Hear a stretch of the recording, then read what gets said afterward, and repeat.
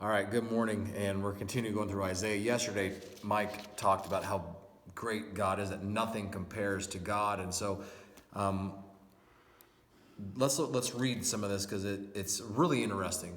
And I've asked some of these questions myself. So Isaiah 40:27-29 says, "O Jacob, how can you say the Lord does not see your troubles? O Israel, how can you say God ignores your rights?"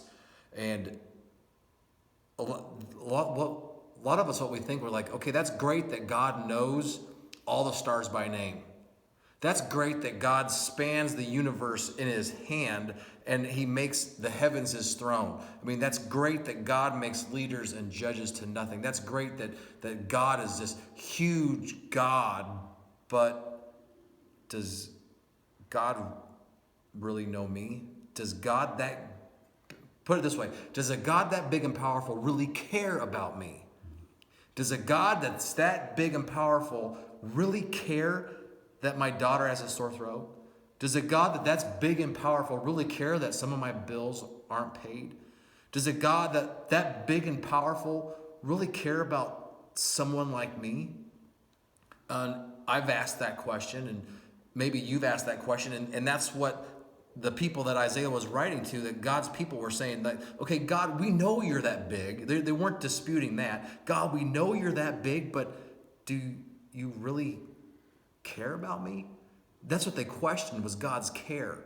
You know, yes, God's huge and God is all powerful and God controls the leaders and God is just great. I mean, nothing compares to God, but does a God like that really care for me? And that's a great question. And that's something that then Isaiah, as he's writing, he goes on to talk about. And he says in verse 28, Isaiah then, to answer this question, is like, have you not heard? Have you not understood? The Lord is the everlasting God, the creator of all the earth. And this is where he says, he never grows weary. No one can measure the depths of his understanding. That's where Isaiah starts to answer. He's like, God never gets tired. He's never too weak, and he always understands. And he cares for you. He understands you. He's not going to get tired of hearing about what you have to say. He's not going to get tired of caring for people. God doesn't grow weary, and he understands. His understanding doesn't grow weary. God knows you, and he cares about you. And then it goes on to verse 29, it says, he gives power to the weak and strength to the powerless.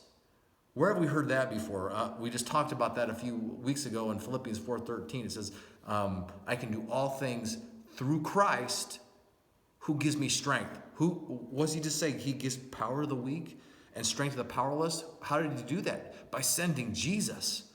God proved that by sending Jesus. That's why he gave us Jesus. He gave us Jesus because he cares about us. He gave us Jesus to give us strength when we're weary, to give us power when we feel powerless.